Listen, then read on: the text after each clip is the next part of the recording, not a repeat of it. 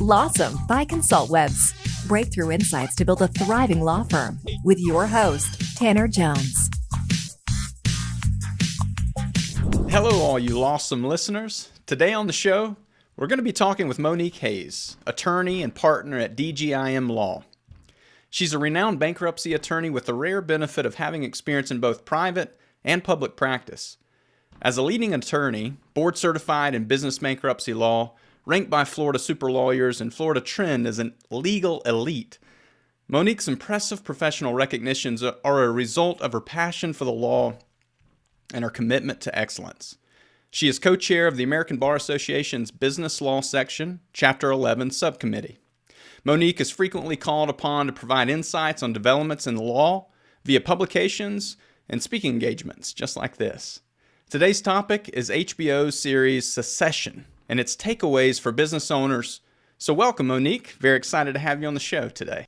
Thank you. It's such a pleasure. I'm happy to be here. Well, I'd love to jump in because I have to admit, I have not watched fully the show Succession, but I have watched the trailer and I'm really intrigued. It's definitely now on my list to consume. But for those who may not be aware, Succession, it's a popular series on HBO, and it centers on the Roy family, who they operate a multinational media and entertainment conglomerate, Waystar Roy Co.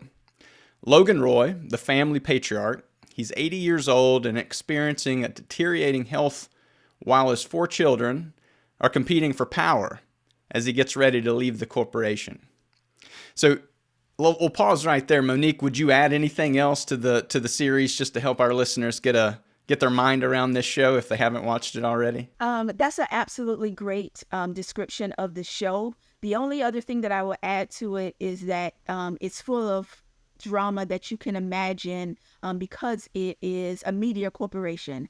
And many people have likened it to the Fox television and media conglomerate because the show drew parallels, of course, from those real world scenarios. So in addition to the family drama that you see unfolding, you also see political as well as business drama. And so it's an excellent show. If you haven't seen it already, it just concluded with its 5th season. And so you have the opportunity to binge it all and not miss a beat. Love that. What a plug too. So let's talk specifically about how you see this show Succession as a cautionary tale for business owners. Whether the business is a $1 billion conglomerate like Waystar, or if it's a small local business, it's incredibly important to have a succession plan whereby the owners of the business figure out how the company's mission will be sustained, and that includes over time and across generations.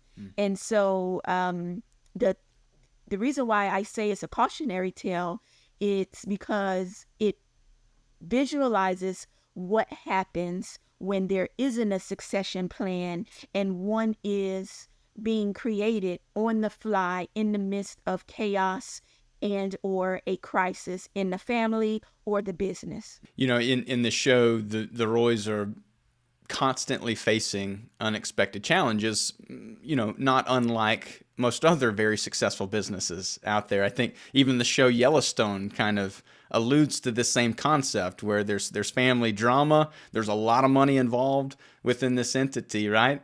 So I think there's a lot of parallels that could probably be drawn well outside of this show. But with those constant challenges, we're constantly seeing within this show in particular lots of dynamics, particularly within a family. It's always interesting with any family. You're going to have some unique dynamics, but add a business to it, and you're going to have some drama in most instances. So how do you see this paralleling to real life and what you've observed? Absolutely. It's not uncommon to see in the business context a divergence of priorities and the perspectives on the trajectory or priorities for the business. If it is a discussion or a a dialogue or a negotiation amongst general unrelated business partners, sometimes it's easier to focus the issues and resolve them on black and white matters based on dollars and cents or based on a mission and based on a priority. But when you add into the frustrations and dynamics that any business naturally has, whether you are going to go public, whether you're going to consider an offer to sell, whether you're going to advance one executive over another, those are normal operational and development growth issues that have personal as well as professional strains.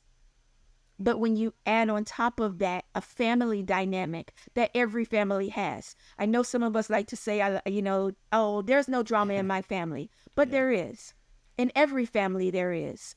There are, because the reason why I say in every family there is because every family has human beings. And as a consequence of humans, we have our emotions, right? And we associate our emotions a lot of times in our business decisions, in our personal decisions. So imagine then if you're trying to make a business decision for the company, but you're also saddled with a dispute that happened or a perception about, for instance, who was the favorite kid. And so you're making you're charged with making the best decision for the business as an officer and a director, or just as the patriarch or matriarch of the business. You want to make the best decision for the business, but you're also considering how that decision will be received, how that decision will have an impact not only in the business, but back home at Thanksgiving dinner, when you have to look in the eye of the person that you maybe didn't choose to be the successor. And so it adds a very special and colorful dynamic, and sometimes it makes difficult decisions that much more difficult. No doubt. No doubt. Those dynamics certainly layer on some unique challenges that business owners and families of business owners are dealing with today and will continue to deal with. That the threat that comes with that is potentially tearing the company apart, right? I mean, there are real risks when it comes to not successfully navigating these challenges that we're talking about. And I think that's a nice segue into succession planning overall. So I'd love for you to actually just start by describing what does succession planning mean to you, and then what's the importance of having a clear succession plan? So in any business, there is a vision for where and how the operations will be carried out beyond the founder of the business. And a succession plan is a way to not only write the vision, but also provide the resources to achieve the vision and the mission for the organization. And it requires a honest kind of a gut check within the business, understanding where you are and where you would hope to be in the future, and recognizing what talent, what resources are necessary to get from point A to point B. And sometimes that may require internal development. Sometimes it may require external support to find the people, if you don't already have them within your organization, to carry on the mission. And then sometimes it requires a recognition of the realities of the business and the functionalities and perhaps the dysfunction, and making a decision about whether the operations shall stay within the family or within the current ownership structure. In the pitfalls, if a highly successful business doesn't take the time to adequately plan that out, I mean, what are the risks? What have you seen? I think there are internal as well as external opponents that will naturally arise, and seize on any opportunity possible to leverage a dysfunction within an organization. If there isn't a succession plan, if it's not clear who's on first, if it's not clear where or how directions and decisions are being made, then it opens the door for rifts as well as potential takeovers from opponents or competitors in the market. As in the business context, they'll see, there's blood in the water when it becomes public. There's also the possibility of the loss of clients, the loss of customers, because they start to feel that dysfunction. Yeah, ill-planned. They can see that. So the lack of planning and consideration absolutely creates vulnerabilities. But even if there is a plan, if the plan is not communicated and then ultimately executed in a professional and cohesive way, that also can lead to chaos. Yeah, there's no question. Running any business is going to have its challenges, as we've stressed already. But clearly, running a family business and those layered on dynamics only increases that. But I don't want to dwell on the challenge and the issue aspect, because there's obviously always rewards as well, truly big rewards for those types of business owners. So based on the show and what you've consumed, what are some of the top business lessons that maybe some owners or listeners can take away from the show? The first lesson I would say is appreciating the value of counsel and advisors that are skilled in their profession, but also that are responsive to your priorities. So these are the people that know how to get the job done, but understand that they are taking the job at your direction.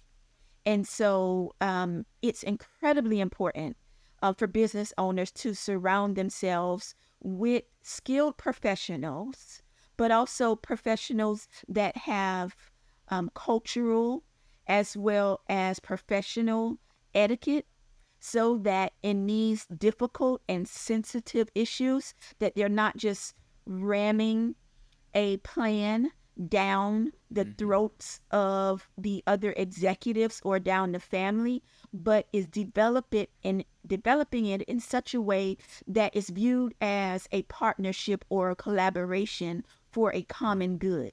That's a very delicate balance, but it's incredibly important, because if not, you'll see the infighting, the petty disputes, and trifling maneuvers to undercut the plan. So it is incredibly important to have skilled technical skill as well as interpersonal skills and delicacies in terms of communication and tact in order to accomplish the business goals. But it's also important to be clear about the vision and appreciate the value of stability and continuity.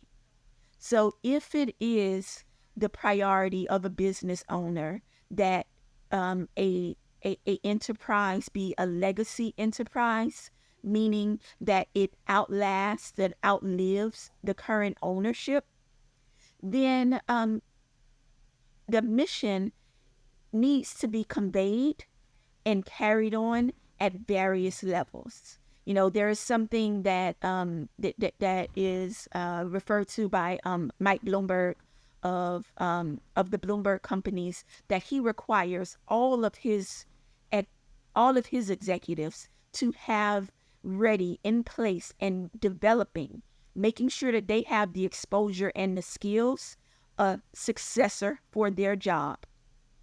If you're not here today, who is the person that you have prepared to carry on the mission? And does that person in turn have a successor, someone that is being trained and developed to carry on the mission?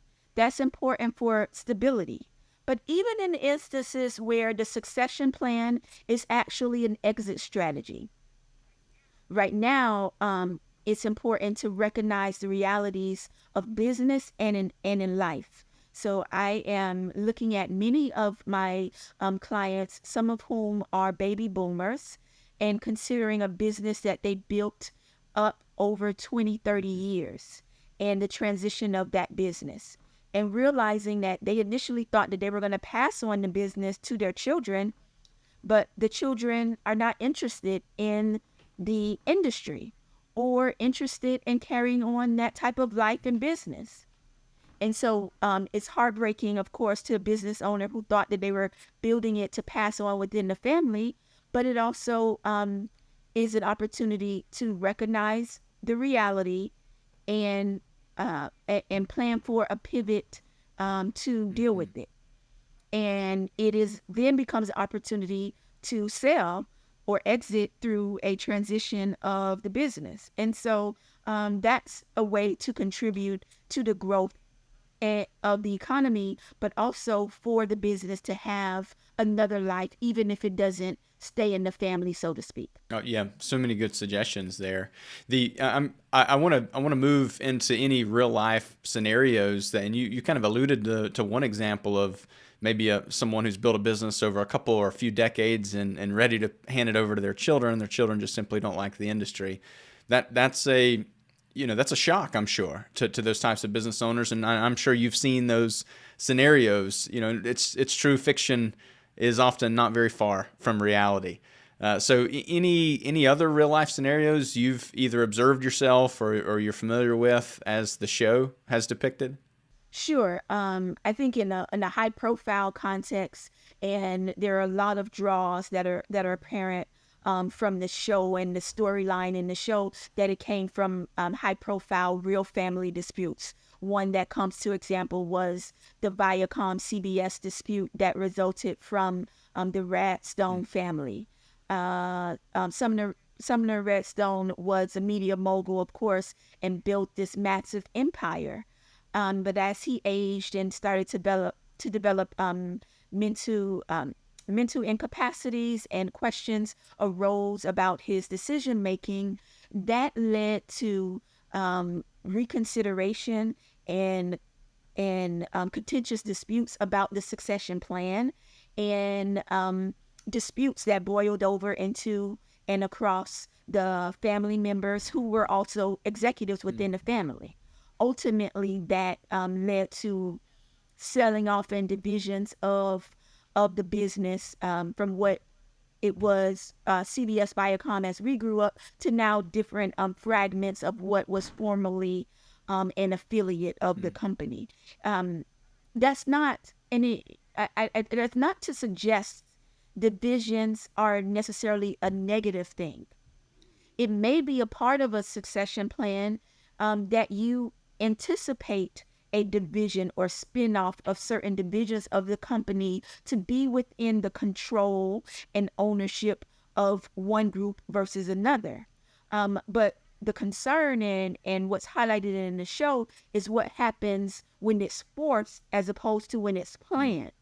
When you have time to plan through a succession plan, a division, or a split, you can assess who is the most appropriate executive within or outside of the family to manage certain aspects of the business, and determine whether that management also needs to separate ownership. Because it's possible. I've seen sometimes I would recommend to clients that are concerned about keeping a business within the family or supporting the family. And sometimes I'll say, well, if you have one child who is groomed and prepared to succeed with owning the business, but you also want another child who may not be as skilled or interested in running the business to benefit still from the business, it may be that, you separate ownership of the business from ownership of, for instance, the facility. So one child may own the business and run the business, but you may, in your succession and estate plan, pass on the building to another child. And so there's still a relationship, but there's a separation such that the resources and the priorities are allocated according to a plan that reflects the interests and also respects the interests of the heirs. Sometimes when I tell people that wealth can be a burden and an unwanted burden, they receive that as a shock. But if you pay attention to the current generation, the millennials and Gen Z, their priorities are different from the boomer generation. They don't want to work the same hours. They don't want to work the same way that the boomer generation did. Now, they may do it to honor the wishes of their parents, but what if you're able to develop a succession plan that allows them to honor their own passions as opposed to forcing them to carry on a business dream that they do not believe in? That's a great point. Sometimes it's a hard thing to accept in the family, but it's necessary. It's absolutely necessary to recognize that there is a way to bridge that gap. I like that, Monique. And I think it's important for our listeners to hear that too, especially, we work exclusively with law firms. I talk with lawyers every day. The vast majority of firms out there do not have succession plans in place. And from small to large law firms. So I think it's such an encouragement in what you've shared that there are always creative solutions around this, even despite some of the challenges. But as we wrap up, Monique, how do you think the show Succession serves as a reference point for lawyers, specifically in the realm of estate planning? Sure. I think the show is a good reference point to help clients visualize very lofty estate planning issues and the consequences of not planning. Everything from marriage and divorce and how that impacts business ownership. In the law firm context, I've been in a situation to have lost a partner. And it's one thing to have gone into business with someone that you perhaps went to law school with or you practiced with for many years, and you understand their business objectives as well as their priorities. It's something totally different if the firm does not have a prepared succession plan and have not ensured that each of the partners within the firm have estate plans that reflect the priority and propose changes in the firm in the event a partner is untimely leaving the firm. And so you may end up having to make business decisions for the firm or relative to the firm with someone that you never anticipated, that being the former spouse or the widow of one of your partners. That could absolutely happen, and I've seen it happen. And I've seen disputes about it. I've seen, arguments and lawsuits about partnership fees and distributions and expectations that different from the reality. And so it's important for all businesses, but certainly important for law firms to be sure that not only is there a succession plan within the organization, but a key component of the organization's succession plan as it relates to ownership is that the governance, the corporate governance documents for the firm or for the business are consistent with the estate plan, the will of the key members and partners of the firm. And so that there's no question or no dispute about how not only ownership, but decision-making authority is to be passed along. Several great things to consider. Truly a challenge for each of us is to make sure we each have a succession plan for our business. And again, if you're walking away from this podcast and haven't even considered that, that's an immediate action item I would encourage each of you to consider. Monique, I'd like to ask as we close here, any final thoughts or advice that you would be willing to share as related to succession planning for our listeners? The final thought that I would share is that it is never too early to begin a succession or an estate plan, and both. If you have assets and you have priorities, now is the time to begin planning for them. And it's important to, once you have a plan in place, that you communicate it with skilled professionals and that you reconsider it over time. Every time there is a major life event or major business event, that you're reassessing the plan for its effectiveness based on your current realities. Monique, thank you so much again for being willing to join the LAWsome Podcast. What's the best way for our listeners to find you or reach out to you? Sure. Definitely follow my law firm, DGIM Law, on social media, on LinkedIn. And follow me. You can find me, Monique D. Hayes, on LinkedIn. My website also, Monique D. Hayes, or my law firm, DGIMlaw.com. Thanks again, Monique. Oh, my pleasure. Thank you so much. LAWsome by ConsultWebs with Tanner Jones. For show notes, links, and info, go to consultwebs.com/podcast. Be sure to subscribe and leave us a review. Watch for the next LAWsome episode to discover more breakthrough insights to build a thriving law firm.